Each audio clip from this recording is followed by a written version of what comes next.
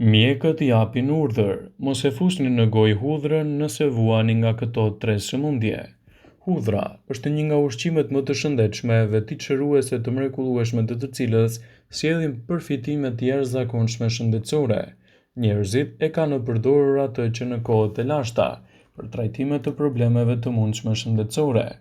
Hudhra përbëhet gjithashtu edhe nga 400 përbërës të ndryshëm aktiv, pasi është e pasur me vitamina dhe minerale si adenozina, licin, aminoacide, fibra, yndyrna bimore, vitaminën A, B1, B2, C, hekur, enzima, vajër esencial, jod, kalium, kalcium, selen, qufur dhe fosfor.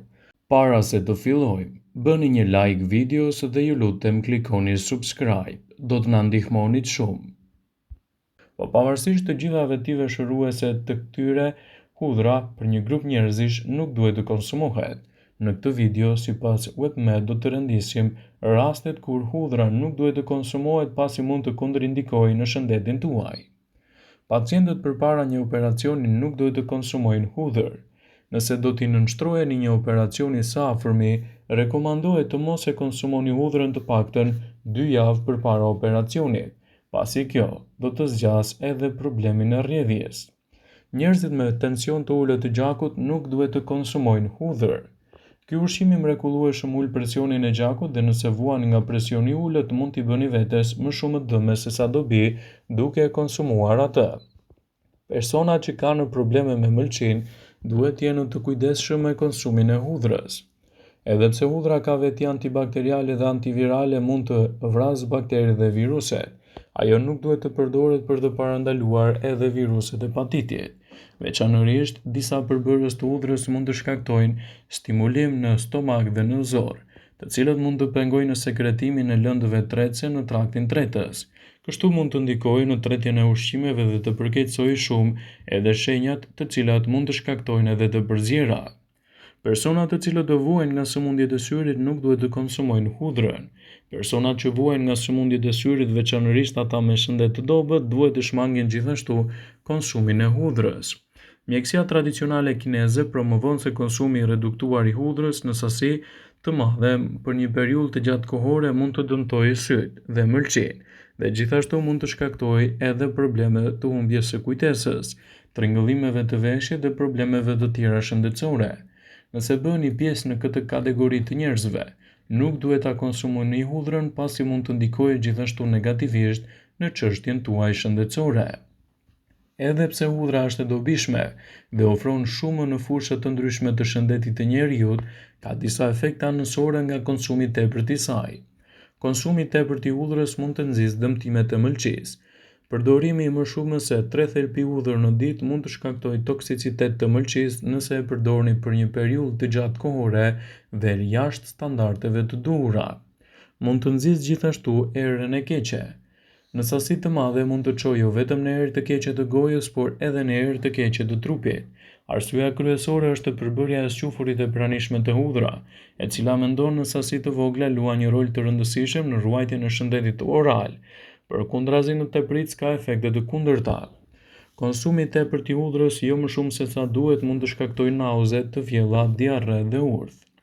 Sipas ullëtimeve, konsumi i tepërt i hudhrës, më ekstrakti i saj ose vaji i saj me stomakun bosh për një kohë të gjatë dhe jashtë cilësisë së duhur mund të shkaktojë nauze, të vjella, diarre, urdhë, madje edhe probleme të ndryshme të refluksit gastroezofageal. Konsumi i tepërt i hudhrës mund të shkaktojë hipotension ose presion të ulët të gjakut. Konsumi i rregullt i hudhrës është gjetur të jetë i dobishëm në mbështetje nën kontroll të presionit të gjakut, duke reduktuar kështu riskun e hipertensionit ose presionit të lartë të gjakut. Enët e gjakut dhe sigurojnë qarkullimin e duhur të tij.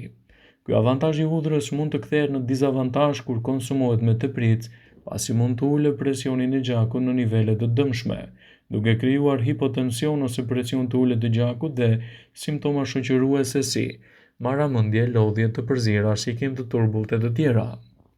Nëse vuani nga tensioni i lartë dhe merrni medikamente, nuk duhet ta konsumoni hudhrën, pasi mund ta ulni më shumë se sa duhet tensionin. Përdorimi i tepërt i hudhrës mund të shkaktojë djersitje. Në sasi të madhe mund të shkaktojë djersë të tepërta. edhe pse nuk ka asgjë të keqe me djersitjen pasi është mekanizmi i trupit për të hequr qafe toksina dhe ujin e tepërt, duke rregulluar kështu temperaturën e tij. Djerset e tepërta nuk janë të këndshme dhe gjithashtu ato mund të bëhen të dëmshme nëse shkaktojnë edhe erë të keqe. Konsumi i tepërt i hudhrës mund të irritojë gjithashtu lëkurën tuaj. Aplikimi lokal i hudhrës është gjetur të jetë i dobishëm për lëkurën pasi mund të ndihmojë në mbajtjen e saj më të butë me shkëlqim dhe ta mbrojë nga dëmtimet oksidative të shkaktuar nga radikalet e lira duke reduktuar shenjat e parakohshme të plakes. Megjithatë, duke theksuar se kontakti i zgjatur i hudhrës me lëkurën mund të shkaktojë acarime, duke theksuar se kontakti i zgjatur i saj mund të shkaktojë skuqje, ekzema e të tjera. Kryesisht për shkak të alinazës, një enzim që ajo përmban, hudhra nuk duhet të përdoret më shumë se sa nevojitet. Hudhra e tepërt mund të shkaktojë gjithashtu dhimbje koke. Hudhra, veçanërisht kur hahet e papërpunuar, mund të shkaktojë gjithashtu migren. Edhe pse nuk shkakton drejt për së drejti dhimbje koke, ajo do ta aktivizojë gjithashtu edhe procesin përgjegjës për të. Edhe pse arsyeja saktë është e paqartë, disa ekspert aktivizojnë thënë se mund të përfshijë edhe ndikime të dëmshme në sistemin tuaj imunitar dhe të shkaktojë luhatje të forta të tij. Nëse doni që hudhra të jetë një aleat i mirë i shëndetit tuaj, konsumojeni si duhet, dhe asnjëherë në sasi të tepërta pasi mund të ndikojë negativisht në çështjet tuaja shëndetësore. Ekspertët e cilësojnë hudhrën si një nga produktet më të mira për të shtuar në dietën tuaj, por konsumi me tepëricë dhe në rastet e gabuara mund të kthehet në aleatin më të dëmshëm. Hudhra është një nga produktet më të zakonshme që mund të gjejmë lehtësisht në tregjet shqiptare gjatë gjithë vitit. Megjithatë, ekspertët e ushqyerjes theksojnë se vera është një nga periullat më të mira për ta përfshirë atë rregullisht në dietën tuaj ushqyese. E vogël në pamje, por me një ndikim të madh në organizëm, hudhra ka përbërës të fuqishëm që i sjellin trupit përfitime të mëdha, sidomos kur temperaturat rriten dhe nevojit e trupit që të ndryshojë vazhdimisht. Hudhra mund të përmirësojë gjithashtu funksionin e zemrës dhe mund të jetë një nga zgjidhjet më të mira ushqyese në betejën kundër këtyre komplikacioneve. Marrja e hudhrës brenda dietës suaj të rregullt mund të jetë aleati juaj më i çmuar në këtë aspekt. Hudhra e freskët, sipas ekspertëve, mund të ketë ndikime pozitive në dobitë të shëndetit, por brenda normës së lejuar, vlerat që do të merrni prej saj do të jenë edhe më të larta. Përfitimi i hudhrës është gjatësinës së verës, është edhe përmbajtja e ulët kalorike që bën ideale për ata që duan të ruajnë një regjim të balancuar ushqimor. Ajo është e pasur gjithashtu edhe me elementë që zvogëlojnë yndyrnat e tepërta. Në muajt e nxehtë, trupi humbet më shumë lëngje dhe gjaku ka tendencën të trashet. Hudhra njihet për aftësinë e saj për të ulluar gjakun dhe mund të ndihmojë kështu në parandalimin e trombozës dhe ruajtjen e qarkullimit normal të gjakut. Gjithashtu, hudhra është një burim i mirë i vitaminës C, e cila është thelbësore për shëndetin e lëkurës, veçanërisht kur ajo ekspozohet ndaj rrezeve të diellit. Një racion i vogël 28 gram me hudhër mund të mbulojë deri në 15% të nevojës tuaj ditore për këto element ushqyes, duke cilësuar kështu hudhrën si një nga zgjidhjet më të mira të elementeve në ndikim pozitiv kundër këtyre krijimeve të dëmshme. E fundit, por jo nga rëndësia, është gjithashtu përmbajtja e lartë e antioksidantëve që gjenden me shumicë te hudhra, duke ndikuar pozitivisht gjithashtu edhe në mbajtje larg të këtyre komplikacioneve, citoi studimi.